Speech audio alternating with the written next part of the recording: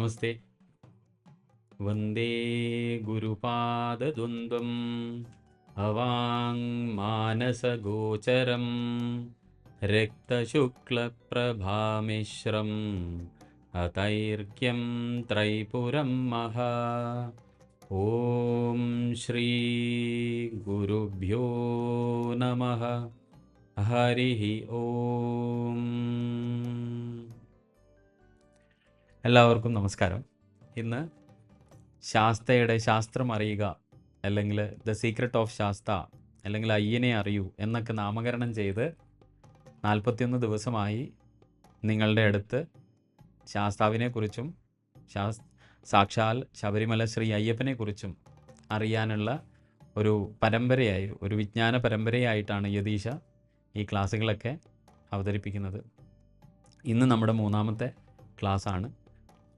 അപ്പോൾ ഇത്രയും ക്ലാസ്സുകളിൽ നമ്മൾ കഴിഞ്ഞ 2 ദിവസമായിട്ട് നമ്മൾ ശാസ്താവിൻ്റെ ജനനവും അല്ലെങ്കിൽ ശാസ്താ ചൈതന്യത്തിൻ്റെ പിറവിയും അതുപോലെ തന്നെ അയ്യപ്പനും തമ്മിലുള്ള വ്യത്യാസങ്ങളെക്കുറിച്ച്, അല്ലെങ്കിൽ ശാസ്താവിൻ്റെ തന്നെ ഒരു ബഹുമുഖങ്ങളിൽ ഒരു മുഖമാണ് ശബരിമല ശ്രീ അയ്യപ്പൻ എന്നറിയപ്പെടുന്ന മണികണ്ഠൻ എന്ന് നമ്മൾ കഴിഞ്ഞ ക്ലാസ്സുകളിൽ ചർച്ച ചെയ്തിട്ടുണ്ടായിരുന്നു.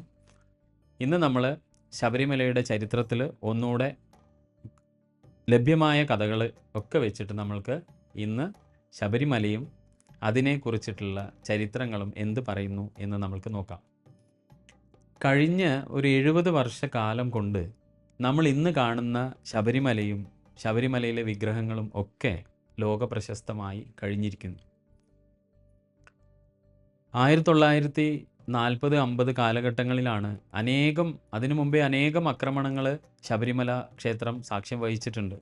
കഴിഞ്ഞ ക്ലാസ്സിൽ നമ്മൾ പറഞ്ഞതുപോലെ തന്നെ പന്തള വംശത്തിൻ്റെ ശക്തി കേന്ദ്രമായിരുന്നു ശരിക്കും ശബരിമല, അല്ലെങ്കിൽ ആ കുലദേവത സാന്നിധ്യമായിരുന്നു ശബരിമല.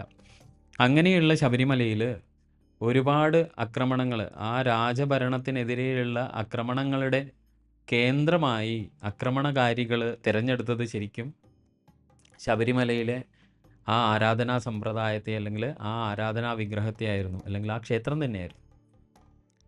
അപ്പം കഴിഞ്ഞ ഈ പറയുന്ന 70 വർഷം കൊണ്ട് നമ്മൾ ഇന്ന് കാണുന്ന ഇത്രയും രീതിയിലേക്ക് ആ ക്ഷേത്രം വളർന്ന് വലുതായ സമയത്ത്, അല്ലെങ്കിൽ ലോകപ്രശസ്തിയായ സമയത്ത് അതിന് നാന്ദ്യം കുറിച്ചത് അവസാനമുണ്ടായ ആ ആക്രമണമായിരുന്നു. അപ്പോൾ അവസാനമുണ്ടായ ആ ആക്രമണത്തെ തുടർന്ന് അധികാരികളുടെ ഇടപെടലുകൾ ഉണ്ടായി, പോലീസ് ഡിപ്പാർട്ട്മെൻറ്റ് ഇടപെട്ടു, ദേവസ്വം വന്നു, അങ്ങനെ ഒരുപാട് മാറ്റങ്ങൾ ശബരിമലയിൽ കൊണ്ടുവന്ന സമയത്ത് തന്നെയാണ് അതിൻ്റെ ശിലയിലും മാറ്റങ്ങൾ ഉണ്ടായത്. കാരണം അവസാനം ഉണ്ടായ അഗ്നിബാധ എന്ന് പറയുന്ന ആ ആക്രമണത്തിൽ അത് കരുതി കൂട്ടി ക്ഷേത്രം ആക്രമിച്ചതാണെന്ന് FIR പരിശോധിച്ച് ഇന്ന് അതൊക്കെ നമ്മൾക്ക് ഇൻ്റർനെറ്റിലൊക്കെ ലഭ്യമാണ്. വിഗ്രഹം, ആ ശിലാവിഗ്രഹത്തെ തച്ചുടച്ചതും ആ ഫോട്ടോസൊക്കെ ഇപ്പോഴും നമുക്ക് ഇൻ്റർനെറ്റിലൊക്കെ ലഭ്യമാണ്. അപ്പോൾ അങ്ങനെ ആ പുതിയൊരു വിഗ്രഹം പണിയാൻ ആലോചിച്ച സമയത്ത്, അല്ലെങ്കിൽ തീരുമാനമെടുത്ത സമയത്ത്, അതിന് വേണ്ടി നമ്മൾ ഇന്ന് കാണുന്ന മണികണ്ഠനെ, അല്ലെങ്കിൽ ആ മണികണ്ഠ സ്വരൂപം ശരിക്കും സത്യം പറഞ്ഞാൽ അത് തിരുവിതാംകൂർ രാജവംശത്തിൻ്റെ പൂജാമുറിയിൽ ഇരിക്കുന്ന വിഗ്രഹത്തിൻ്റെ മോഡലാണ്, അല്ലെങ്കിൽ പ്രോട്ടോടൈപ്പാണ്, അല്ലെങ്കിൽ റെപ്ലിക്കയാണ്. ഇന്ന് നമ്മൾ ശബരിമലയിൽ ദർശനം ചെയ്യുന്നതിൻ്റെ ആ വിഗ്രഹത്തിൻ്റെ യഥാർത്ഥ മൂലസ്വരൂപം ശരിക്കും തിരുവിതാംകൂർ രാജവംശത്തിൻ്റെ പൂജാമുറിയിലുള്ള അയ്യപ്പ വിഗ്രഹമാണ്. അത് മാത്രമല്ല, ഇതിനു മുമ്പുണ്ടായ ശിലാവിഗ്രഹം ഇന്ന് നമ്മൾ കാണുന്ന അയ്യപ്പസ്വാമിയുടെ വിഗ്രഹത്തെക്കാൾ വളരെ വലുപ്പമുള്ള വിഗ്രഹമായിരുന്നു. അപ്പോൾ അയ്യപ്പ വിഗ്രഹത്തിൻ്റെ ആ സ്വരൂപം എടുത്തിട്ടാണ് നമ്മൾ ഇന്ന് കാണുന്ന ഇത്രയും ലോകപ്രശസ്തിയായ ആ വിഗ്രഹം നിർമ്മിച്ചിട്ടുള്ളത്. അനവധി തവണ ആക്രമണങ്ങൾക്ക് വിധേയമായ ഒരു ക്ഷേത്രമാണ് ശബരിമല. പ്രാചീന ചരിത്രം എടുത്തു നോക്കിയാൽ തന്നെ നമുക്കറിയാം, ഉദയനൻ എന്ന് പറഞ്ഞ ആ കൊള്ളക്കാരൻ, നമ്മൾ ഇന്നലെ പറഞ്ഞു, ആ കൊള്ളക്കാരൻ എന്ന് വിളിക്കാനുള്ള സാഹചര്യം, അല്ലെങ്കിൽ എന്താണ് അയാളെ അങ്ങനെ അഭിസംബോധന ചെയ്യുന്നത് എന്നൊക്കെ നമ്മൾ ഇന്നലെ ചർച്ച ചെയ്തതാണ്. ആ ഉദയനൻ്റെ ആദ്യത്തെ ആക്രമണത്തെ തുടർന്നാണ് അയ്യപ്പൻ ജനിച്ചത് എന്ന് പോലും നമ്മൾക്ക് ചരിത്രത്തിൽ, അല്ലെങ്കിൽ പറയുന്ന വാമൊഴികളിൽ, പുരാവൃത്തങ്ങളിലൊക്കെ നമ്മൾക്ക് മനസ്സിലാക്കാൻ വേണ്ടി സാധിക്കും. അപ്പോൾ അങ്ങനെ നമ്മൾ ഭഗവാൻ ഇത് പറയുന്ന സമയത്ത് നമ്മൾക്ക് ഓർമ്മ വരുന്നത് ശ്രീകൃഷ്ണൻ ഗീതയിൽ പറഞ്ഞ ആ വാക്കുകളാണ്. യഥാ യഥാ ഹി ധർമ്മസ്യ ഗ്ലാനിർഭവതി ഭാരത അഭ്യുത്ഥാനം അധർമ്മസ്യ തദാത്മാനം സൃജാമ്യഹം. അതായത് ധർമ്മത്തിന് ഗ്ലാനി സംഭവിക്കുമ്പോൾ ആണ് ഈശ്വരന്മാരുടെ അല്ലെങ്കിൽ ഈശ്വര ചൈതന്യങ്ങളുടെ അവതാരങ്ങൾ ഉണ്ടാവുക എന്നാണ് ഭഗവാൻ ഗീതയിൽ പറഞ്ഞിട്ടുള്ളത്. അത് കൃത്യമായി സത്യം എന്ന് തോന്നുന്ന ആ ഒരു സ്ഥിതിവിശേഷമാണ് ശബരിമലയിലും ഉണ്ടായിട്ടുള്ളത്. കാരണം ഉദയനൻ്റെ ആക്രമണത്തെ തുടർന്നാണ് അയ്യപ്പൻ അവതരിച്ചത് എന്ന ഒരു കഥാമുഖവും കൂടെ നമ്മൾക്ക് അവിടെ വായിച്ചെടുക്കാൻ വേണ്ടിയിട്ട് സാധിക്കും. അപ്പോൾ ഇങ്ങനെ 20-ാം നൂറ്റാണ്ടിൻ്റെ ആരംഭത്തിൽ തന്നെ ശബരിമലയിൽ ഉണ്ടായ തീപിടുത്തവും അതിനെ തുടർന്നുണ്ടായ അത് തന്നെ അതിജീവിക്കാനുണ്ടായ കാരണം ആ സമയം ആകുമ്പോഴേക്കും അവിടെയുള്ള ക്ഷേത്ര നിർമ്മിതികൾ കരിങ്കല്ലായിരുന്നു ഭൂരിഭാഗം ക്ഷേത്ര നിർമ്മിതിയും. അതുകൊണ്ട് തന്നെ ആ ഒരു വലിയ ഗൂഢാലോചനയെ അതിജീവിക്കാൻ വേണ്ടിയിട്ട് ആ ഒരു കെട്ടിടത്തിന് അല്ലെങ്കിൽ ആ ഒരു നിർമ്മിതിക്ക് സാധിച്ചിട്ടുണ്ടായിരുന്നു. അപ്പം അത് ഏത് കാലഘട്ടം എന്ന് പറഞ്ഞാൽ ശ്രീമൂലം തിരുനാൾ തിരുവിതാംകൂർ ഭരിച്ചിരുന്ന ആ കാലഘട്ടത്തിലാണ് അവസാനത്തെ ആ ആക്രമണം ഉണ്ടായത്. ആ ആക്രമണത്തെ തുടർന്നാണ് 1950 ആ ആക്രമണത്തെ തുടർന്നാണ് ശബരിമലയിലെ ശിലാവിഗ്രഹം തല്ലി തകർക്കപ്പെട്ടത്. വളരെ ഖേദകരമായ ഒരു സംഭവമാണത്. ഇന്നും അതിൻ്റെ യഥാർത്ഥ വിവരങ്ങളൊക്കെ പുറത്തേക്ക് വരണത്രേ. ഇപ്പോൾ ശബരിമലയിൽ ഒരുപാട് നമ്മൾ ഇന്നലെ കഴിഞ്ഞ ക്ലാസ്സുകളിലൊക്കെ നമ്മൾ ചർച്ച ചെയ്തൊരു വിഷയം എന്ന് പറഞ്ഞാൽ ചരിത്രാതീത അല്ലെങ്കിൽ പ്രാചീന കാലഘട്ടം മുതൽ തന്നെ ശബരിമലയിൽ ഒരുപാട് ആചാര സമ്പ്രദായങ്ങൾ മാറി മാറി വന്നിട്ടുണ്ടായിരുന്നു. അതെന്തുകൊണ്ടാണ് എന്ന് നമ്മൾ ഇന്നലെ ചർച്ച ചെയ്തതാണ്. അപ്പോൾ അതുപോലെ തന്നെയാണ് ശരിക്കും ശബരിമലയിൽ ഇന്ന് നമ്മൾ കാണുന്ന ആറാട്ട് എന്ന ആചാരം തുടങ്ങി വെച്ചത് തന്നെ കൽപ്പാത്തിയിലെ സ്വാമിക്കുട്ടി മാമ എന്ന് വിളിക്കുന്ന ഒരു മഹാനായ ഒരു ആധ്യാത്മിക ഒരു സാധകൻ. അദ്ദേഹം വലിയൊരു മഹാത്മാവാണ്. ആ മഹാത്മാവ് അല്ലെങ്കിൽ വലിയൊരു ഗുരുസ്വാമിയും കൂടെയാണ്. അപ്പോൾ ഇന്ന് നമ്മൾ കാണുന്ന ഈ നമ്പൂതിരി സമ്പ്രദായത്തിലെ പൂജാ സംവിധാനം ശബരിമലയിൽ പ്രാബല്യത്തിൽ വരുന്നത് തന്നെ 1950 ശേഷമാണ്. അതിനു മുമ്പേ തമിഴ് ബ്രാഹ്മണരുടെ ആരാധനാ സമ്പ്രദായമായിരുന്നു ശബരിമലയിൽ ഉണ്ടായിരുന്നത്.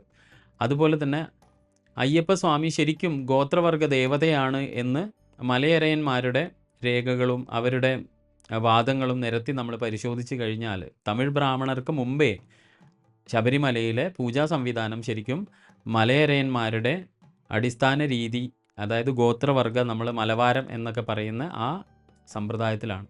ഇന്നിപ്പം നമ്മൾ കാണുന്ന പടിപ്പൂജാ സമ്പ്രദായം പോലും പിന്നീട് വന്ന് ചേർന്ന പൂജാ സമ്പ്രദായങ്ങളാണ്. ഇതൊന്നും ശബരിമലയുടെ ആദിമകാലം തൊട്ടേയുള്ള പൂജാ സമ്പ്രദായങ്ങളെ അല്ല. അപ്പം നമ്മൾ മനസ്സിലാക്കേണ്ടത്, നമ്മൾ കഴിഞ്ഞ ദിവസങ്ങളൊക്കെ പറഞ്ഞതുപോലെ ഇത് കാലത്തിൻ്റെ ഒഴുക്കിൽ ഉരുത്തിരിഞ്ഞ് വന്ന ഒരു ദേവതാ സങ്കല്പമാണ്. അല്ലെങ്കിൽ മൂലചൈതന്യമായ ശാസ്താ ചൈതന്യത്തിനോട് ചേർന്നുകൊണ്ട് വിലയം പ്രാപിച്ചുകൊണ്ട് അനേകം ആചാര സമ്പ്രദായങ്ങൾ മലവാരമായാലും ബ്രാഹ്മണ സമൂഹത്തിൻ്റെ ആരാധനാ സംവിധാനമായാലും താഴ്മൺ കുടുംബത്തിൻ്റെ ആരാധന സമ്പ്രദായം ആയാലും, അതായത് നമ്പൂതിരി ബ്രാഹ്മണ വിധാനത്തിലായാലും, ഇതൊക്കെ ഓരോ കാലത്തിനനുസരിച്ചിട്ട് ആ ചൈതന്യത്തിൽ വിലയം പ്രാപിച്ച് ആ ചൈതന്യത്തെ ഉയർത്തി അതിൻ്റെ വ്യാപ്തി വർദ്ധിപ്പിച്ച് ലോകമെമ്പാടും ഇന്ന് ശബരിമല ശാസ്താവിൻ്റെ ഖ്യാതി പരന്ന് ഒരു സ്ഥിതിവിശേഷമാണ് നമ്മൾ കാണുന്നത്. അപ്പോൾ മനുഷ്യരായ അയ്യപ്പസ്വാമി ശരിക്കും ഗോത്രവർഗ ദേവതയാണ്. ആരുടെ വാദപ്രകാരം? മലയരന്മാരുടെ വാദപ്രകാരം. അപ്പോൾ നമ്മൾ തന്നെ നോക്കിക്കഴിഞ്ഞാൽ മനുഷ്യരായ നമ്മുടെ ജീവിത രീതികളിൽ തന്നെ അനേക മാറ്റങ്ങൾ കാലക്രമത്തിൽ വന്നു ചേർന്നിട്ടുണ്ട്. അതുപോലെ തന്നെയാണ് ഈ ശബരിമലയിലെ സ്വാമി അയ്യപ്പൻ്റെ ആരാധനാ സമ്പ്രദായത്തിലും അനേകം മാറ്റങ്ങൾ വന്നിട്ടുള്ളത്. നമ്മളിത് അങ്ങനെയാണ് എടുക്കേണ്ടത്. അല്ലാണ്ട് ഓരോ സമ്പ്രദായങ്ങൾ മറ്റൊരു സമ്പ്രദായങ്ങൾക്ക് മേലെ കുതിര കയറുകയോ അല്ലെങ്കിൽ അത് വലുതാണ് അല്ലെങ്കിൽ അക്രമം നടത്തി അത് പിടിച്ചെടുക്കുകയോ അല്ല ഉണ്ടായിട്ടുള്ളത്.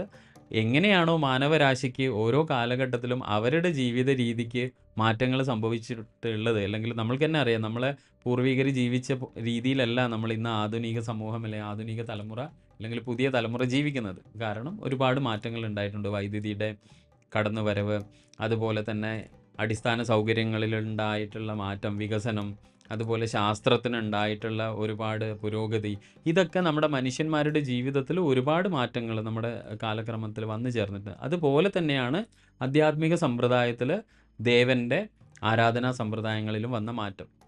അപ്പം ചുരുക്കി പറഞ്ഞാൽ ശബരിമലയിലെ വിശ്വാസ പ്രമാണങ്ങളെ അല്ലെങ്കിൽ വിശ്വാസ രീതികളെ അല്ലെങ്കിൽ ആരാധനാ സമ്പ്രദായങ്ങളെ നമ്മൾ ഒന്ന് ക്രോഡീകരിച്ച് പറയാൻ ശ്രമിച്ചിട്ടുണ്ടെങ്കിൽ നമുക്ക് പറയാൻ സാധിക്കുന്ന ഒരു ഗണന എന്താണെന്ന് പറഞ്ഞാൽ ഒരു 19-ാം നൂറ്റാണ്ട് 19 നൂറ്റാണ്ട് അതായത് 1900-ന് ശേഷം നമ്മൾ ഇന്ന് ഈ കാണുന്നത് ശരിക്കും കാണുന്ന പൂജാ സമ്പ്രദായം താഴ്മൺ തന്ത്രി കുടുംബം ഇത് ഏറ്റെടുക്കുന്നത് ഏകദേശം 1902-5 കാലഘട്ടത്തോട് കൂടിയിട്ടാണ്. അവിടുന്ന് ഇങ്ങോട്ട് നമ്മൾ ഇന്ന് കണ്ടുവരുന്ന പൂജാ സമ്പ്രദായമാണ് ശബരിമലയിൽ അനുവർത്തിച്ചു പോകുന്നത്. ഒരു 11-ാം നൂറ്റാണ്ട് മുതൽ ഈ ഒരു 19-ാം നൂറ്റാണ്ട് വരെ അയ്യപ്പൻ, അതായത് ജനിക്കുന്ന ആ കാലം നമ്മൾ കഴിഞ്ഞ ക്ലാസ്സിൽ പറഞ്ഞു, അയ്യപ്പൻ ഒരു 10-ാം നൂറ്റാണ്ട് മുതലാണ് അയ്യപ്പൻ്റെ ജനനം ചരിത്രപരമായി രേഖീയമായി നമ്മൾ രേഖകളൊക്കെ പരിശോധിച്ചാൽ നമ്മൾക്ക് കാണാൻ പറ്റുന്നത്. അപ്പോൾ ആ കാലഘട്ടത്തിൽ ഒരു 11-ാം നൂറ്റാണ്ട് മുതൽ ഈ 19-ാം നൂറ്റാണ്ട് വരെയുള്ള കാലഘട്ടത്തിൽ താഴ്മൺ കുടുംബം ശബരിമലയുടെ താന്ത്രിക അവകാശം കൈമാറ്റം വരുത്തുന്നതിന് മുമ്പ് തന്നെ മലയരയന്മാരുടെ ഒരു സമ്പ്രദായം, അതായത് അതിന് തൊട്ട് മുമ്പേ ഈ 1902 കാലഘട്ടങ്ങളിലൊക്കെ പൂജാവിധാനം ബ്രാഹ്മണ പൂജാവിധാനമാണെന്ന് നേരത്തെ ഞാൻ പറഞ്ഞു. AD 1100 മുതൽ അയ്യപ്പൻ ജനിക്കുന്ന ആ കാലഘട്ടം മുതൽ AD 1900 വരെ ഈ താന്ത്രിക അവകാശം, അപ്പോൾ അത് ഈ മലയരയന്മാരുടെ സമ്പ്രദായത്തിൽ നിന്ന് ഈ താഴ്മൺ രാജകുടുംബത്തിൽ തന്ത്രി കുടുംബത്തിലേക്ക് വരുന്ന ഒരു രീതിയാണ് നമ്മൾക്ക് കാണാൻ കഴിയുക. ഇത് തന്നെ 1-ാം നൂറ്റാണ്ട് മുതൽ 11-ാം നൂറ്റാണ്ട് വരെ നോക്കിക്കഴിഞ്ഞാൽ അവിടെ നമുക്ക് ഒരുപാട് ആരാധനാ സമ്പ്രദായങ്ങൾ കലർന്നിരുന്ന ഒരു കാലഘട്ടമാണത്. 1-ാം നൂറ്റാണ്ട് മുതൽ ഒരു 11-ാം നൂറ്റാണ്ട് വരെ അല്ലെങ്കിൽ 10-ാം നൂറ്റാണ്ട് വരെ. കാരണം അവിടെയാണ് നമ്മൾ ഈ ബൗദ്ധ പാരമ്പര്യം ഒക്കെ പരാമർശിച്ചിട്ട് കാണുന്നത്. ഇപ്പം പല പുസ്തകങ്ങളും നമ്മൾക്ക് വായിക്കാൻ കഴിഞ്ഞിട്ടുള്ളത് പോലെ തന്നെ ബുദ്ധമതത്തിൻ്റെ ഒരു സ്വാധീനം ശബരിമലയിൽ ആരോപിക്കപ്പെടുന്നുണ്ട്. ആരാധനാ സമ്പ്രദായങ്ങൾ ഈ പറയുന്ന പോലെ ആ സമയത്ത് തന്നെയാണ് തിരുവിതാംകൂർ രാജവംശത്തിൻ്റെ മൂല രാജവംശമായ ആയി രാജവംശം, അഗസ്ത്യ പാരമ്പര്യം, അതായത് തമിഴ്നാട്ടിലെ സിദ്ധ പാരമ്പര്യം, അവിടെയാണ് ഈ പുലിപ്പാണി സിദ്ധ്യരുടെയും അഗസ്ത്യരുടെയൊക്കെ ഒരു പരാമർശം നമ്മൾക്ക് കാണാൻ പറ്റുന്നത് ശബരിമലയായിട്ട്.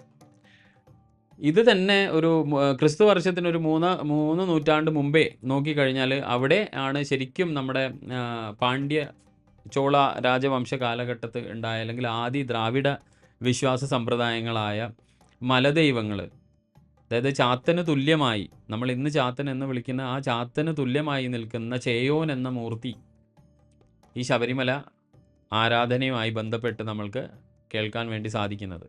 അവിടെയൊക്കെ ഈ പറയുന്ന പോലെ അവിടെയൊക്കെ കൗള രീതിയിലുള്ള പൂജയായിരുന്നു ആ സമയത്ത് ശബരിമലയിൽ നടന്നിട്ടുണ്ടായിട്ടുള്ളത്. അപ്പോൾ ചുരുക്കി പറഞ്ഞാൽ ആദിമകാലം തൊട്ട് നമ്മൾക്ക് ലഭ്യമായ രേഖകളുടെ കാലം തൊട്ട് നോക്കിക്കഴിഞ്ഞാൽ ശബരിമലയിലെ ആരാധനാ സമ്പ്രദായം കൗളമാർഗത്തിൽ തുടങ്ങി, അത് പിന്നെ ബുദ്ധ പാരമ്പര്യത്തിലേക്ക് പോയി, അവിടെ നിന്ന് മലവാര സമ്പ്രദായത്തിലേക്ക് പരിണമിച്ച് മലവാര സമ്പ്രദായത്തിൽ നിന്ന് ബ്രാഹ്മണ സമുദായ അല്ലെങ്കിൽ ഈ പറയുന്ന ഇന്ന് നമ്മൾ കാണുന്ന ബ്രാഹ്മണ പൂജാ സംവിധാനത്തിലേക്ക് പരിണമിച്ചതായിട്ട് നമ്മൾക്ക് കാണാൻ പറ്റാം. അപ്പോൾ ശബരിമല എപ്പോഴും പരിണാമത്തിന് വിധേയമായി കൊണ്ടിരുന്ന ഒരു മൂർത്തിയാണ്. അതുകൊണ്ട് തന്നെ ആ ശബരിമലയിലെ മറ്റ് നമ്മുടെ ക്ഷേത്രങ്ങളുടെ മൂർത്തികളുടെ വികാസം അല്ലെങ്കിൽ അതിൻ്റെ ചൈതന്യവർദ്ധനവ് ആനുപാതികമായി നമ്മൾ ശ്രദ്ധിച്ചു കഴിഞ്ഞാൽ നമ്മൾക്ക് മനസ്സിലാവും ശബരിമല കലിയുഗത്തിൽ ഇത്രയും പ്രശസ്തി ആർജിക്കാൻ കാരണം ഒരു പക്ഷേ എൻ്റെ ചിന്ത പ്രകാരം അല്ലെങ്കിൽ എൻ്റെ ഒരു കാഴ്ചപ്പാടിൽ ഇത് ഒരു പക്ഷേ എന്തായിരിക്കാം, ഇത്രയും സമ്പ്രദായങ്ങളിലൂടെ ആ മൂർത്തി കടന്നു വന്നു എന്നുള്ളതാണ്. ഇത്രയും പൂജാവിധാനങ്ങളിലൂടെ പൂജ ഏറ്റുവാങ്ങേണ്ടി വന്ന ഒരു മൂർത്തി അതിൻ്റെ പ്രതാപത്തിലേക്ക് ഉയർന്നു നിൽക്കുന്നതാണ് നമ്മൾ കാണാൻ വേണ്ടിയിട്ട് സാധിക്കുന്നത്. കാരണം ഞാൻ പറഞ്ഞ പോലെ തന്നെ ഈ പരിണാമത്തിൻ്റെ ഒക്കെ ഭാഗമായിട്ട് തന്നെയാണ് ഇപ്പോൾ ശാസ്താവിൻ്റെ ആരാധനാക്രമം നമ്മൾ വൈദികമായി എടുത്ത് നോക്കിയാൽ തന്നെ നമ്മൾക്ക് കാണാൻ പറ്റുന്നത് അനേക ഭാവങ്ങളിൽ ശാസ്താവിന് ആരാധനയുണ്ട്. അത് ഈ പറയുന്ന പോലെ ഇപ്പോൾ കുതിരാനിലെ ഇപ്പോൾ ആ തുരങ്കമൊക്കെ വന്നുകൊണ്ട് ആ ക്ഷേത്രം ഒരുപാട് ബുദ്ധിമുട്ടിലായി. അവിടെയൊക്കെയുള്ള ക്ഷേത്രം അഷ്ടശാസ്ത്ര സങ്കല്പങ്ങളിൽ അടിയുറച്ചതാണ്. അത് ഞാൻ ശരത്തേട്ടൻ്റെ ഒരു പ്രഭാഷണത്തിൽ കേട്ടതാണ്.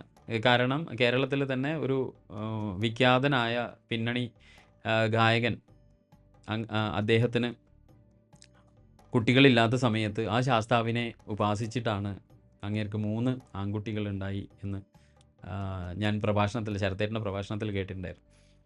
അപ്പോൾ ഞാൻ പറഞ്ഞു വന്നത്, ഇതുപോലെ പരിണാമത്തിന് വിധേയനായ മൂർത്തി, ശരിക്കും ശബരിമല അയ്യപ്പ മൂർത്തിയുടെ ധ്യാന ശ്ലോകം തന്നെ വ്യത്യാസപ്പെട്ടതാണ്. സാധാരണ നമ്മുടെ അയ്യപ്പന് ഒരുപാട് ഭാവം, നമ്മൾ ഇന്നലത്തെ ക്ലാസ്സിൽ നമ്മൾ പറഞ്ഞു. കാരണം അതിൽ സാത്വിക ഭാവം നമ്മൾക്ക് കാണാൻ വേണ്ടി സാധിക്കും. അതുപോലെ തന്നെ രാജസിക ഭാവത്തിലുള്ള ധ്യാനങ്ങൾ കാണാൻ വേണ്ടി സാധിക്കും. താമസിക ഉഗ്രമൂർത്തിയായ ഭാവങ്ങളും നമുക്ക് കാണാൻ സാധിക്കും. നിലവിൽ ഉള്ള ആ ഒരു അയ്യപ്പ സ്വാമിയുടെ ചൈതന്യത്തിന്, അല്ലെങ്കിൽ ശബരിമല ശ്രീകോവിലിൽ ഇന്ന് നമ്മൾ കാണുന്ന അയ്യപ്പ ചൈതന്യത്തിൻ്റെ ആ അയ്യപ്പ മൂർത്തിയുടെ ധ്യാന ശ്ലോകം ശരിക്കും ധ്യായേത് ചാരുജടാ നിബദ്ധമകുടം ദിവ്യാംബരം ജ്ഞാനമുദ്രോദ്യക്ഷരം പ്രസന്നവദനം ജാനുസ്തഹസ്തേ പരം മേഘശ്യാമളകോമളം സുരരുതം ശ്രീയോഗപട്ടാംബരം വിജ്ഞാനപ്രദമപ്രമേയ സുഷമം ശ്രീഭൂതനാഥം വിഭും. അതായത് ഇവിടെയാണ് നമ്മൾക്ക് എല്ലാവർക്കും ഈ ബുദ്ധമതവുമായിട്ട് പലരും ഇതിനെ ബന്ധപ്പെടുത്താൻ തുടങ്ങുന്നത് തന്നെ ആ യോഗപട്ടം എന്നുള്ള ആ ഒരു മൂർത്തിയുടെ ആ ഒരു വിശേഷം കൊണ്ടാണ്. ശരിക്കും യോഗപട്ടം നമ്മൾക്കറിയാം, നമ്മൾക്കത് ബുദ്ധൻ സമ്പ്രദായത്തിൽ മാത്രമല്ല, പതഞ്ജലിയുടെ യോഗ ദർശനങ്ങളിൽ പോലും, യോഗ പരിക്രമങ്ങളിൽ പോലും, അല്ലെങ്കിൽ യോഗാക്രമങ്ങളിൽ പോലും നമുക്ക് യോഗപട്ടം, ഒരുപാട് യോഗപട്ടത്തെക്കുറിച്ച് പറയാൻ നല്ല ഒരു വലിയ ചരിത്രമുണ്ട്. ശരിക്കും മുഗളന്മാരുടെ ചരിത്ര രേഖകളിൽ പോലും, മുഗളന്മാരുടെ ചരിത്ര രേഖകളിൽ അവർ രേഖപ്പെടുത്തിയ ചിത്രങ്ങളിൽ പോലും, അവരുടെ ചിത്രകാരന്മാർ രേഖപ്പെടുത്തിയ ചിത്രങ്ങളിൽ പോലും യോഗിനികൾ, നാദപരമ്പരയിൽപ്പെട്ട യോഗിനികൾ യോഗപട്ടം ധരിച്ച് ധ്യാനിക്കുന്നതൊക്കെ അവർ രേഖപ്പെടുത്തിയിട്ടുണ്ട്. അവർ മാത്രമല്ല, അനേകം മൂർത്തികൾ യോഗപട്ടം ധരിച്ചിട്ടുള്ളതായിട്ട് നമുക്ക് കാണാം.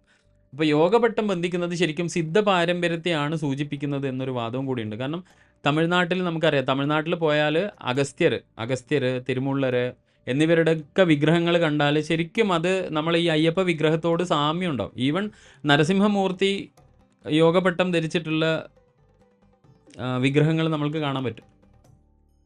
അപ്പോൾ ഇത് കാണുമ്പോൾ നമ്മളെല്ലായിടത്തും യോഗപട്ടം കാണുമ്പോൾ നമ്മൾക്ക് ഒരു സംശയം തോന്നും, ഇത് അയ്യപ്പൻ്റെതാണെന്ന്. കാരണം എന്താണ്, നമ്മൾ ഇത്രയധികം നമ്മുടെ ഒരു ആരാധനാ സംവിധാനങ്ങളിൽ എവിടെയും നമ്മൾ ഇത്തരത്തിലുള്ള ഒരു യോഗപട്ട സംവിധാനം നമ്മൾ എവിടെയും ഒരു മൂർത്തികളിലും നമ്മൾ കണ്ടിട്ടില്ല എന്നുള്ളത് കൊണ്ടാണ്. ഇപ്പം ശാസ്താവിനെ എടുത്തു നോക്കിയാൽ തന്നെ കേരളം നമുക്കറിയാം അല്ലേ, ദേവി ഉപാസനയിലൊക്കെ, അല്ലെങ്കിൽ ശാക്തേയ ഉപാസന അല്ലെങ്കിൽ ശക്തിയുടെ ആരാധനയിൽ വളരെ പേരുകേട്ട മണ്ണാണ് ശരിക്കും കേരളം. പക്ഷേ ഇവിടെയുള്ള നമ്മുടെ കുലസമ്പ്രദായം അല്ലെങ്കിൽ കുലദേവതാ സമ്പ്രദായം എടുത്തു നോക്കിയാൽ മിക്കവാറും എനിക്ക് തോന്നുന്നത് കേരളത്തിൽ ശാസ്താവ് കുലദേവതയായിട്ടുള്ള കുടുംബ പാരമ്പര്യങ്ങൾ കേരളത്തിലില്ല എന്ന് തന്നെയാണ് എനിക്ക് മനസ്സിലാക്കാൻ വേണ്ടി സാധിക്കുന്നത്. എൻ്റെ പരിമിതമായ അറിവ് കൊണ്ടാണ് ഞാനിത് പറയുന്നതെങ്കിലും മിക്കവാറും അത് അനലൈസ് ചെയ്തപ്പോൾ അല്ലെങ്കിൽ പരിശോധിച്ച സമയത്ത് മനസ്സിലാക്കാൻ പറ്റിയത് ഇത് തന്നെയാണ്. കാരണം കേരളത്തിലെ കുടുംബ സമ്പ്രദായങ്ങളിൽ, കുലദേവതാ സമ്പ്രദായങ്ങളിൽ ശാസ്താവ് കുലദേവതയായിട്ടുള്ള സമ്പ്രദായങ്ങൾ കുറവാണ്, അശേഷം കുറവാണ്. എന്നാൽ നമ്മൾ തമിഴ്നാടിനെ എടുത്തു നോക്കിയാൽ അവിടെ ശാസ്താവ് കുലദേവതയായിട്ടുള്ള അനേകം പാരമ്പര്യങ്ങൾ നമുക്ക് കാണാൻ വേണ്ടി പറ്റും. അപ്പം യോഗപട്ടം ബന്ധിക്കുന്നത് ശരിക്കും സിദ്ധ പാരമ്പര്യത്തെ സൂചിപ്പിക്കും. ഞാൻ ഈ പറയുന്നത് പോലെ തന്നെ തമിഴ്നാട്ടിലുള്ള അഗസ്ത്യരും തിരുമുള്ളരും ഒക്കെ, അവരുടെയൊക്കെ വിഗ്രഹങ്ങൾ ശരിക്കും നമ്മൾക്ക് ദർശനം നടത്തുന്ന സമയം കാണാൻ പറ്റുന്നത് ഇതുപോലെ യോഗപട്ടം ധരിച്ചിട്ടാണ്. അപ്പോൾ സിദ്ധന്മാരുടെ ഒരു സംസ്കാരം തന്നെ അയ്യപ്പനിൽ നമുക്ക് കണ്ടെത്താൻ വേണ്ടിയിട്ട് പറ്റും. യോഗപട്ടം ധരിക്കുന്നത് തന്നെ ഒരു വ്രതമാണ് ശരിക്കും. കാരണം എന്താണ്, ശാസ്താവിനെ കുറിച്ച് നമ്മൾ പറയും, ധർമ്മസ്യ ശാസനം കരോതി ഇതി ധർമ്മശാസ്ത. അതായത് ധർമ്മമാകുന്ന നേർവഴി കാണിച്ചു തരുന്നവനാണ് ശാസ്താവ്. അത് വ്രതമാർഗത്തിലാണ്, അതുകൊണ്ടാണ് ശാസിച്ചിട്ടാണ്, അല്ലെ, വളരെ മയത്തിലല്ല, ശാസിച്ചിട്ടാണ്. അതിനുള്ള കാരണമുണ്ട്. കാരണം എന്താണെന്ന് വെച്ചാൽ നമ്മൾ കഴിഞ്ഞ ക്ലാസ്സിലൊക്കെ നമ്മളത് പറഞ്ഞു. കാരണം 2 പുരുഷ ചൈതന്യം ചേർന്ന് രൂപം കൊണ്ട, അല്ലെങ്കിൽ സൃഷ്ടി കൊണ്ട, അല്ലെങ്കിൽ ജനനം കൊണ്ട ഒരു ചൈതന്യമാണ് അയ്യപ്പ ചൈതന്യം. അപ്പോൾ ശാസ്താവും അയ്യപ്പനും തമ്മിൽ ഒരുപാട് വ്യത്യാസങ്ങൾ നമ്മൾക്ക് ദർശിക്കാൻ വേണ്ടി പറ്റും. നമ്മൾ ഇന്നലെ കഴിഞ്ഞ ക്ലാസ്സുകളിലൊക്കെ നമ്മളിത് ചർച്ച ചെയ്തതാണ്. കാരണം ധർമ്മശാസ്താവാണ് ശബരിമല ശ്രീ അയ്യപ്പൻ, അല്ലെങ്കിൽ സാക്ഷാൽ മണികണ്ഠൻ്റെ മൂലചൈതന്യം. പക്ഷെ ധർമ്മശാസ്താവിന് അനേകം ഭാവങ്ങളുണ്ട്. അതിൽ പ്രചാരമുള്ളതാണ് തമിഴ് സംസ്കാരത്തിൽ പറയുന്ന ശാസ്ത പാരമ്പര്യം. അപ്പോൾ ഇവിടെ കലിയുഗമായപ്പോഴേക്കും ഈ പറയുന്ന 11-ാം നൂറ്റാണ്ട്, 10-ാം നൂറ്റാണ്ട്, 11-ാം നൂറ്റാണ്ട് ആകുമ്പോഴേക്കും മനുഷ്യനായി സാധാരണ ഭൂമിയിൽ മനുഷ്യാത്മാവായി ജനിച്ച് ആ മഹാനായ ആ മഹാത്മാവ് അല്ലെങ്കിൽ ദിവ്യാത്മാവായ മണികണ്ഠൻ ആ മൂല ചൈതന്യത്തിലേക്ക് ലയിക്കുന്നതാണ് ശരിക്കും ശബരിമല ശ്രീ അയ്യപ്പൻ. അപ്പോൾ ശാസ്താവ് എന്ന് പറഞ്ഞാൽ നമ്മൾ ഇന്നലെ പറഞ്ഞു വേദപാരമ്പര്യമുള്ള ഒരു മൂർത്തിയാണ്. പുരാണങ്ങൾ മുതൽ പരാമർശമുള്ള ഒരു ചൈതന്യമാണ്, ഉഗ്ര ചൈതന്യം. കാരണം എന്താണ്? അത് വിഷ്ണുവും ശിവചൈതന്യവും കൂടെ ചേർന്ന് വന്ന ഉഗ്ര ചൈതന്യമാണ്. അപ്പം പുരാണ ദേവനാണ് എന്ന് പറയുന്നത് എന്തുകൊണ്ടാണ്? കാരണം പാലാഴി മഥനം അല്ലേ, ബ്രഹ്മാണ്ഡ പുരാണത്തിൽ നമ്മൾ കേട്ട് അല്ലെങ്കിൽ നമ്മൾ വായിച്ച് മനസ്സിലാക്കിയ പാലാഴി മഥനം കഥയും അയ്യപ്പൻ്റെ അവതാരവും തമ്മിൽ ഒരുപാട്, അല്ലെങ്കിൽ ധർമ്മശാസ്താവിൻ്റെ അവതാരവും തമ്മിൽ ബന്ധം നമുക്ക് ദർശിക്കാനാവും. കാരണം ശൈവ വൈഷ്ണവ തേജസ്സുകൾ ചേർന്ന പുരുഷ ചൈതന്യം മാത്രം ഉൾക്കൊള്ളുന്ന ഒരു ദേവതയാണ് ശരിക്കും, അല്ലെങ്കിൽ ഒരു ദേവനാണ് ശാസ്താവ്. സ്ത്രീ ചൈതന്യം മാത്രം ചേർന്ന ദേവതയുണ്ട്, അല്ലെങ്കിൽ ദേവനുണ്ട്, നമുക്കറിയാതെ. ആരാണ്? ശ്രീ ഗണപതി.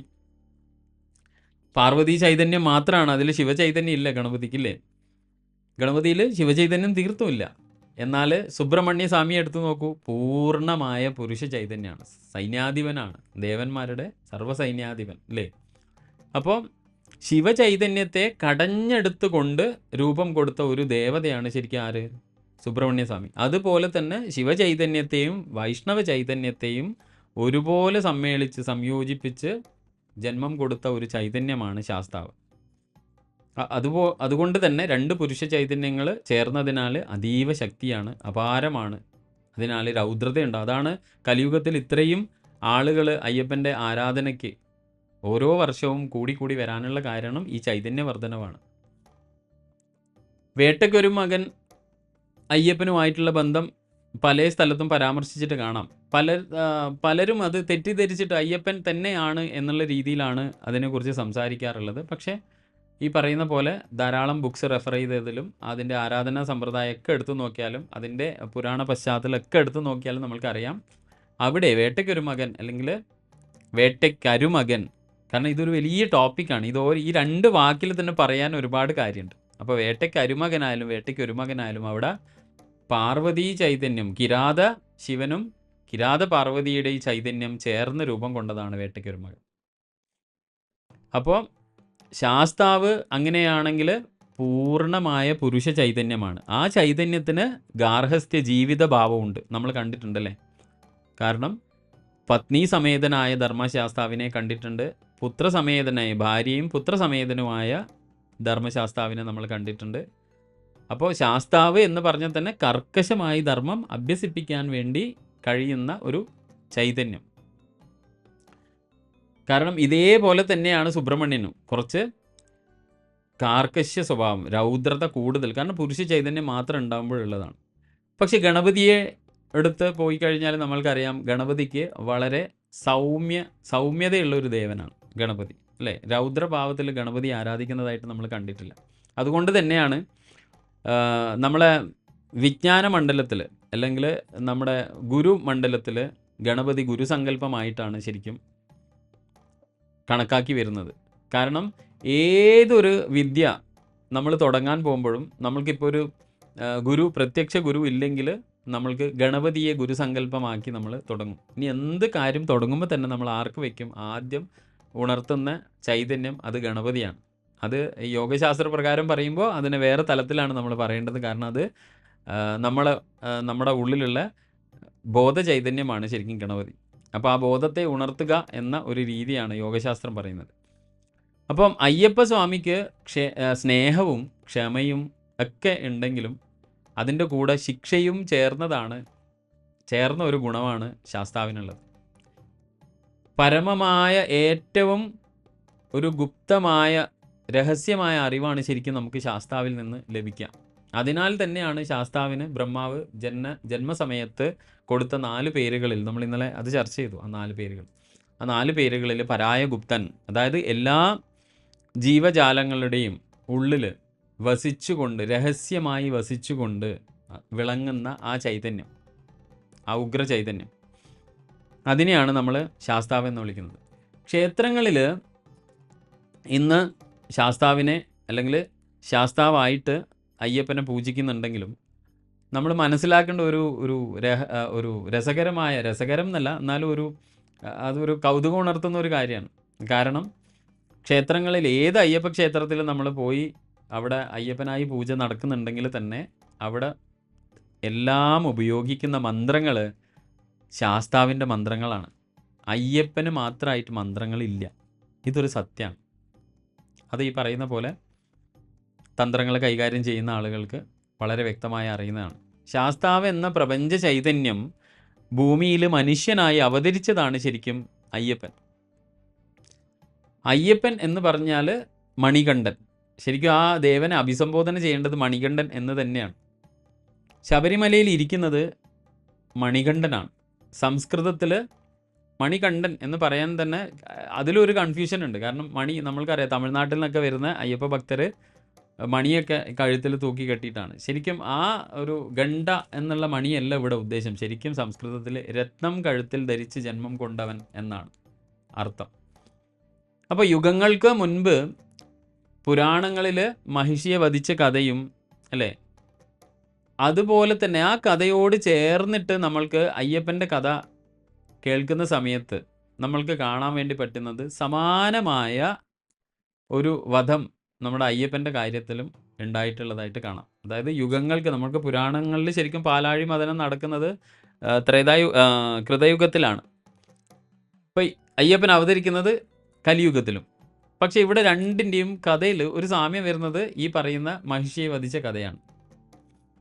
അതായത് സമകാലീനമായ ചരിത്രം നമ്മൾ പരിശോധിക്കുമ്പോൾ ഇപ്പോൾ ഈ പറയുന്ന പോലെ 10-ാം നൂറ്റാണ്ട് 9-ാം നൂറ്റാണ്ട് കാലഘട്ടത്തിലൊക്കെ നമ്മൾ പരിശോധിക്കുമ്പോൾ മനസ്സിലാക്കാൻ പറ്റുന്നത് എന്താണ്? എരുമേലി അങ്ങാടിയിൽ അനേകം മനുഷ്യരെ വിറപ്പിച്ചിരുന്ന അല്ലെങ്കിൽ ആക്രമിച്ച് മനുഷ്യരുടെ ജീവിതം ദുസ്സഹായമാക്കിയ ഒരു വലിയ കാട്ടുപോത്ത്, ആ കാട്ടുപോത്തിനെ വധിച്ച ഒരു സംഭവം ചേർത്ത് വെച്ചതാണ് ഈ പുരാണ കഥകളുമായിട്ട്.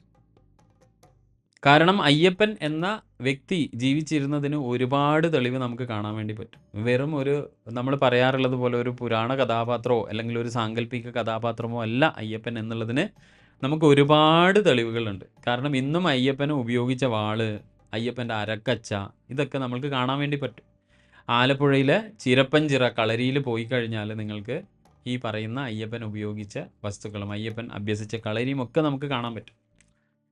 ഇപ്പം നമ്മൾ മനസ്സിലാക്കേണ്ടത് 17ാമത്തെ വയസ്സിൽ സർവസംഘ പരിത്യാഗിയായി ശരീരം ഉപേക്ഷിച്ച ഒരു മഹാത്മാവ് തന്നെയാണ് അയ്യപ്പൻ. അപ്പോൾ 17 വയസ്സിൽ സർവസംഘ പരിത്യാഗിയായി യോഗപട്ടം ധരിച്ച് അദ്ദേഹം ഇരിക്കണമെങ്കിൽ അദ്ദേഹം എത്രയോ വലിയ മഹാത്മാവ് തന്നെയാണ്.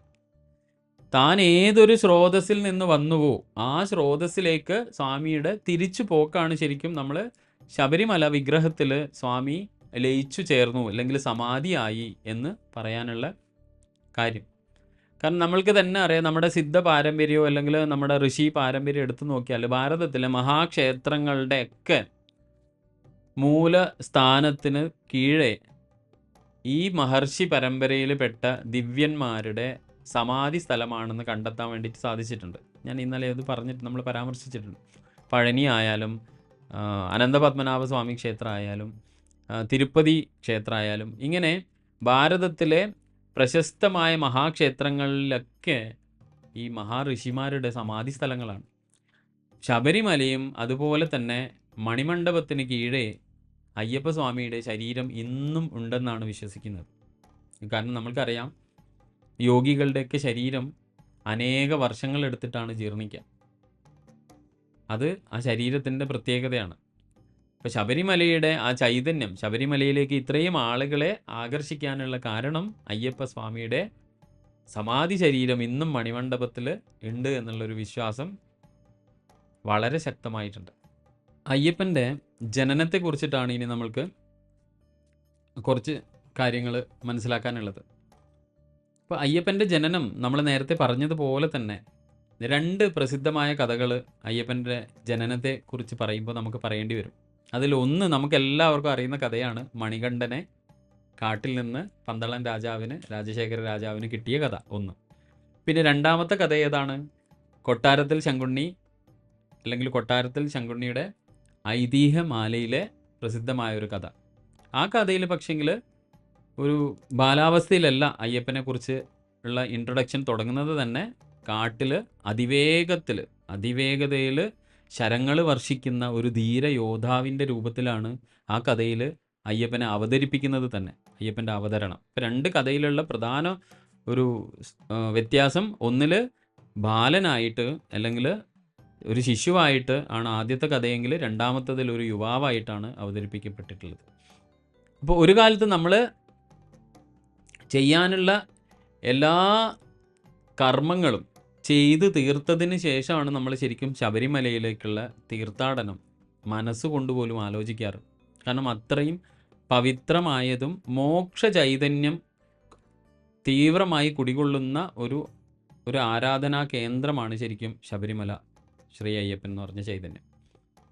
അതായത് നമ്മൾ കടം കൊടുക്കാനുള്ള ആളുകൾക്ക് ആ പൈസയൊക്കെ തിരിച്ചു കൊടുത്ത്, നമ്മൾ ജീവിതത്തിൽ ആരോടെങ്കിലും എന്തെങ്കിലും തെറ്റൊക്കെ ചെയ്തിട്ടുണ്ടെങ്കിൽ അതിന് പോയി ക്ഷമ ചോദിച്ച്, അങ്ങനെ ജീവിതത്തിൽ നമ്മുടെ എല്ലാ കർമ്മങ്ങളും പൂർത്തിയാക്കിയതിന് ശേഷം നമ്മളിപ്പോൾ ഭാരതത്തിൻ്റെ ദർശനം എടുത്ത് നോക്കിക്കഴിഞ്ഞാൽ തന്നെ നമ്മൾ എന്താ പറയുക, നമ്മുടെ 4 പുരുഷാർത്ഥങ്ങളിൽ അല്ലേ മോക്ഷം എന്നുള്ള ആ അവസ്ഥ നമ്മൾ പോകുന്ന ഒരു സമയത്താണ് ശരിക്കും ശബരിമലയെ നമ്മൾ തിരഞ്ഞെടുക്കുന്നത്. അപ്പോൾ അതിൻ്റെ അർത്ഥം ശരിക്കും ഒരു മോക്ഷധാമം തന്നെയാണ് ശബരിമല എന്നുള്ളതാണ്. പക്ഷേ ഇന്ന് ഈ പറയുന്ന പോലെ അനേകം ആചാര സമ്പ്രദായങ്ങളുടെ സമ്മേളനത്തോടു കൂടി, അല്ലെങ്കിൽ സംയോജനത്തോടു കൂടി, അല്ലെങ്കിൽ പരിണാമത്തോടു കൂടി ഇന്ന് നമ്മൾ എത്തി നിൽക്കുന്ന ആധുനിക സമൂഹം ശബരിമലയെ ശരിക്കും ഒരു തീർത്ഥാടനം, ഒരു മറ്റുള്ള ക്ഷേത്രങ്ങളെ പോലെ തന്നെയുള്ള ഒരു സാധാരണ തീർത്ഥാടന കേന്ദ്രമായിട്ടാണ് ഭൂരിഭാഗം ആളുകൾക്കും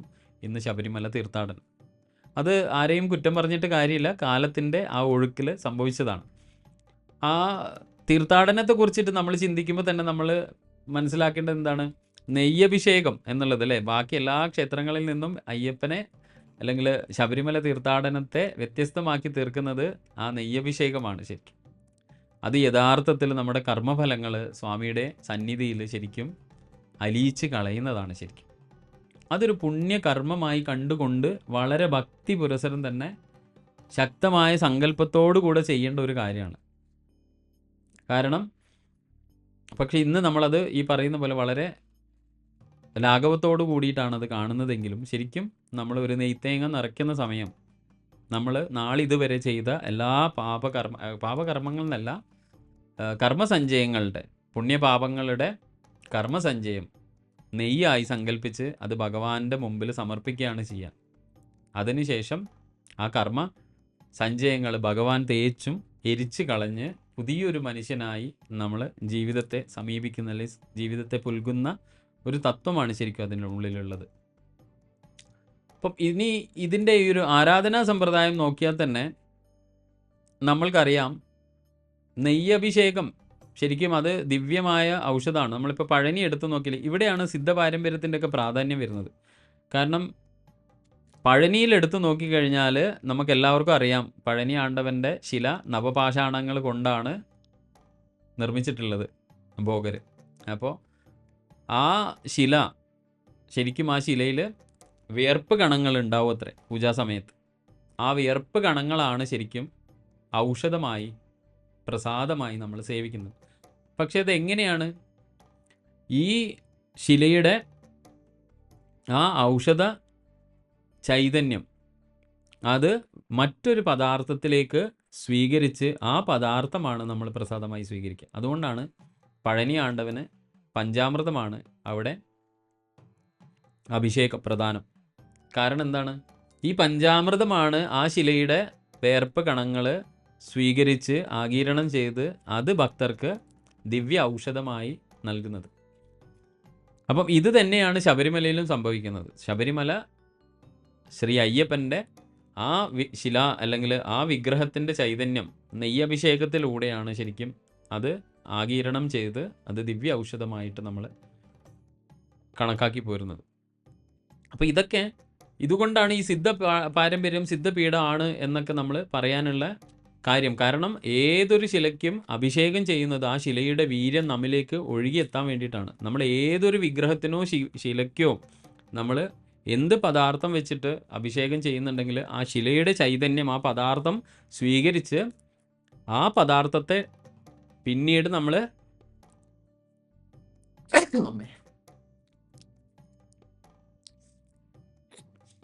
അപ്പോൾ ആ പദാർത്ഥത്തെ പിന്നീട് നമ്മൾ സേവിച്ച് അതിൻ്റെ എല്ലാ ചൈതന്യവും നമ്മൾ ശരീരത്തിൽ സ്വീകരിക്കുകയാണ് ചെയ്യുക. അതുവഴി നമ്മുടെ മനസ്സിലേക്കും പ്രാണനിലേക്കും ഒക്കെ അത് അലിഞ്ഞു ചേരും.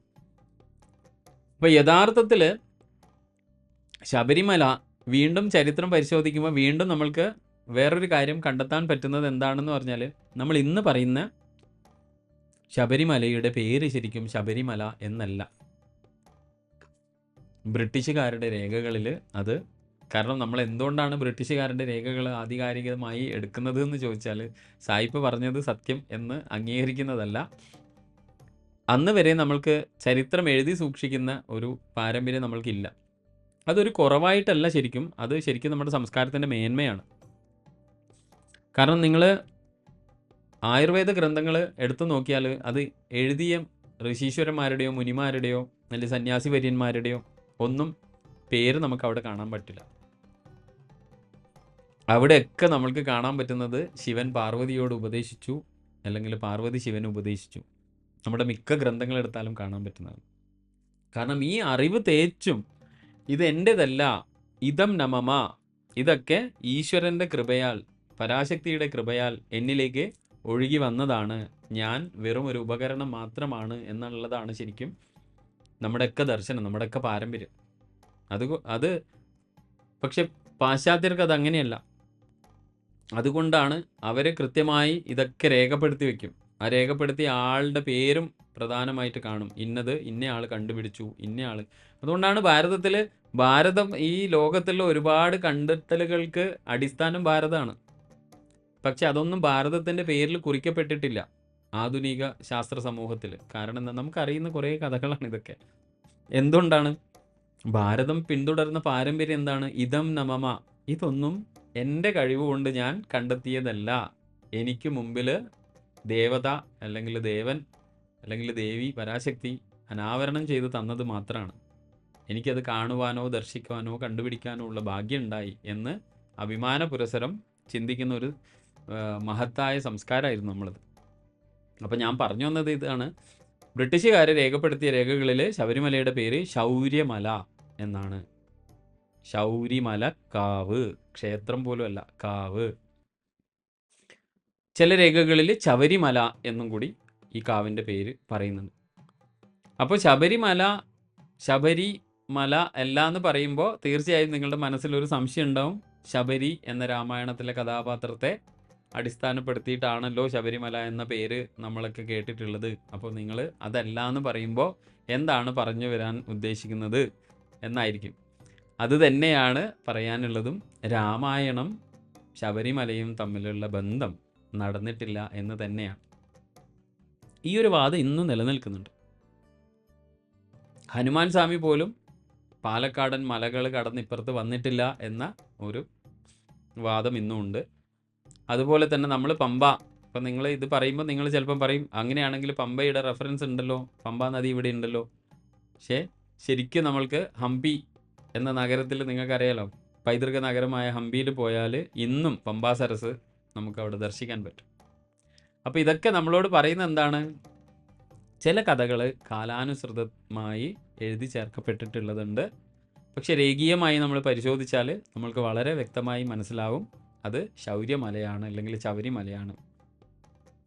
ഇനി അയ്യപ്പനുമായിട്ട് നമ്മൾക്ക് സംസാരിക്കാനുള്ളത് അല്ലെങ്കിൽ നമ്മൾ മനസ്സിലാക്കാനുള്ളത് അയ്യപ്പനും അയ്യപ്പൻ്റെ വേട്ട നായ്ക്കളുമാണ്.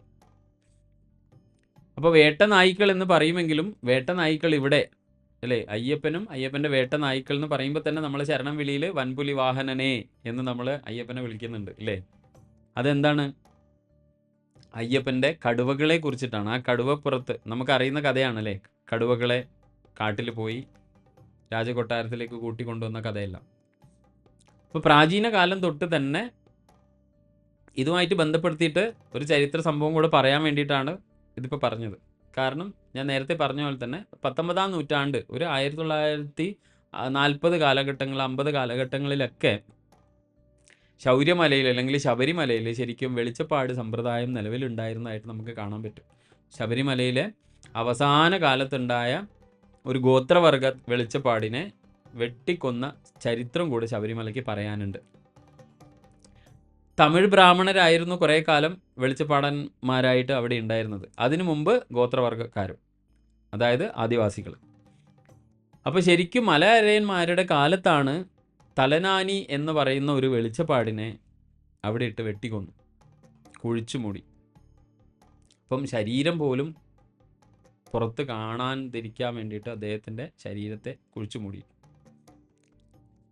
അപ്പോൾ ഈ വേട്ട നായ്ക്കളും അയ്യപ്പനും തമ്മിലുള്ള ബന്ധം പറയാൻ വേണ്ടിയിട്ടാണ്. അപ്പോൾ അയ്യപ്പൻ്റെ വേട്ട നായ്ക്കളായ ഈ കടുവകൾ നിലയ്ക്കൽ മലകൾക്ക് അടുത്ത് നിന്ന് ആ വെളിച്ചപ്പാടിൻ്റെ മൃതശരീരം മാന്തി പുറത്തേക്ക് ജനങ്ങൾക്ക് കാണും വിധം അവ മാന്തി പുറത്തെടുത്തിട്ടുള്ള ഒരു വലിയ അത്ഭുതകരമായ സംഭവം ഉണ്ടായിട്ടുണ്ട്. അപ്പോൾ അതാണ് അയ്യപ്പനെ വെറുതെ ഒരു വൻപുലി വാഹനനായി നമ്മൾ സങ്കല്പിച്ച് ആരാധിക്കുന്നതല്ല എന്ന് പറയാനും,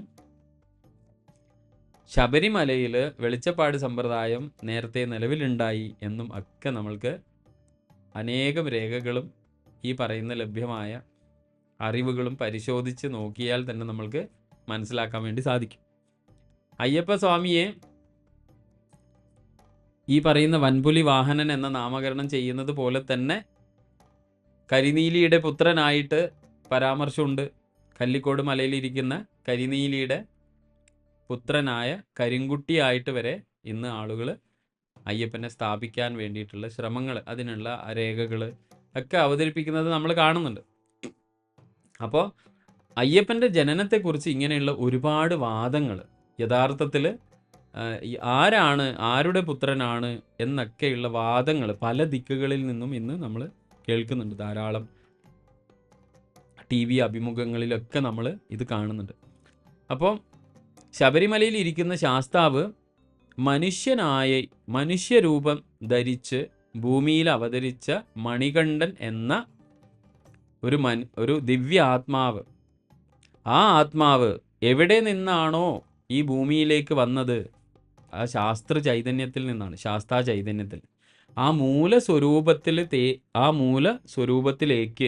മൂലസ്വരൂപ ശിലയിലേക്ക് അയ്യപ്പൻ തിരിച്ച് വിലയം പ്രാപിക്കുന്നതാണ് നമ്മൾ ശരിക്കും അയ്യപ്പ ചരിത്രത്തിൽ നമുക്ക് കാണുവാൻ സാധിക്കുന്നത്. അപ്പോൾ ഓരോ അറിവും അയ്യപ്പൻ എന്ന ആ മഹാതത്വത്തെക്കുറിച്ച് കൂടുതൽ അറിയുവാനുള്ള ഒരു അവസരമാക്കി നമ്മുടെ വിശ്വാസം ഉറപ്പിക്കുകയാണ് നമ്മൾ വേണ്ടത്. അല്ലാണ്ട് പരസ്പരം ഞാൻ ഇത്രയും നേരം നമ്മൾ പറഞ്ഞ ഈ സമ്പ്രദായങ്ങൾ എടുത്തിട്ട് ഇന്ന സമ്പ്രദായം ആണ് നല്ലത്, അല്ലെങ്കിൽ ഇന്ന സമ്പ്രദായം അത് ശബരിമലയ്ക്ക് ചേരാത്തതാണ് എന്ന് പറഞ്ഞ് കലഹിക്കലല്ല നമ്മൾ വേണ്ടത്. ഭാരതത്തിൻ്റെ ഒരു പാരമ്പര്യം എന്താണെന്ന് വെച്ചാൽ എല്ലാ അവതാര പുരുഷന്മാർക്കും ഒന്നിലധികം വ്യക്തി, അല്ലേ? നമ്മളിപ്പോൾ വിഷ്ണു ചൈതന്യത്തെ എടുത്താൽ നമ്മൾക്കറിയാം ദശാവതാരം, ദുർഗ എടുത്താൽ നവദുർഗ, അല്ലേ? പരാശക്തി എടുത്താൽ ദശമഹാവിദ്യ. ഇങ്ങനെ ഒരേ ചൈതന്യത്തിന് തന്നെ വ്യത്യസ്ത ഭാവങ്ങൾ ഉണ്ടെന്ന് നമ്മൾക്ക് അനേകം അവതാരങ്ങൾ നോക്കിയാൽ തന്നെ മനസ്സിലാവും. അപ്പോൾ ശബരിമലയുടെ കാര്യത്തിൽ നമ്മൾ ഒരിക്കലും എന്താ പറയുക, ഒരു കടുംപിടുത്തം പിടിച്ച് ആ ഒരു ആരാധനാ സമ്പ്രദായത്തിലേക്ക് പോകേണ്ട കാര്യമില്ല. ഈ പറയുന്ന പോലെ അയ്യപ്പൻ എന്ന ആ മഹാതത്വം കൂടുതൽ അറിയാനുള്ള ഒരു അവസരമാക്കി മാറ്റി ആ ഉപാസനയും അയ്യപ്പൻ്റെ ആ വ്രതവും ഒക്കെ അക്ഷരാർത്ഥത്തിൽ ആ തത്വം അറിഞ്ഞ് 10-ാം നൂറ്റാണ്ടോടുകൂടി കലിയുഗത്തിൽ അവതരിച്ച് ദിവ്യനായ ഒരു മഹാത്മാവ്, ഒരു മനുഷ്യ സ്വരൂപിയായ ഈശ്വര ചൈതന്യം ഉൾക്കൊണ്ട ഒരു മനുഷ്യാത്മാവായിരുന്നു എന്ന് നമ്മൾ മനസ്സിലാക്കണം. ആ അവതാരത്തിലേക്ക് വന്ന സ്രോതസ്സ് ആ അവതാരത്തിലേക്ക് തന്നെ തിരിച്ച് വിലയം പ്രാപിക്കുന്നതാണ് അയ്യപ്പൻ ശബരിമലയിൽ അവിടുത്തെ ശാസ്താ ചൈതന്യത്തിൽ വിലയം പ്രാപിച്ചത്. ഞാൻ നേരത്തെ പറഞ്ഞതുകൂടെ ഓർക്കുക, മണിമണ്ഡപത്തിൽ ഇന്നും അയ്യപ്പൻ്റെ ഭൗതിക ശരീരം നിലകൊള്ളുന്നുണ്ട് എന്ന് ഒന്ന് ശക്തമായ വിശ്വാസം ഉണ്ട്. അപ്പം ഇത്രയും പറഞ്ഞുകൊണ്ട് നമ്മൾ ഇന്നത്തെ ഈ ഒരു സെഷൻ നമ്മളിവിടെ അവസാനിപ്പിക്കുകയാണ്. ഇനിയും നമ്മൾക്ക് അയ്യപ്പൻ്റെ രൂപങ്ങളെ കുറിച്ചിട്ടാണ് അടുത്ത നമ്മൾക്ക് ചർച്ച ചെയ്യാനുള്ളത്. അത് നമ്മൾക്ക് വരുന്ന ക്ലാസ്സുകളിൽ ചർച്ച ചെയ്യാവുന്നതാണ്. എല്ലാവർക്കും നന്ദി. സ്വാമിയേ ശരണമയ്യപ്പ.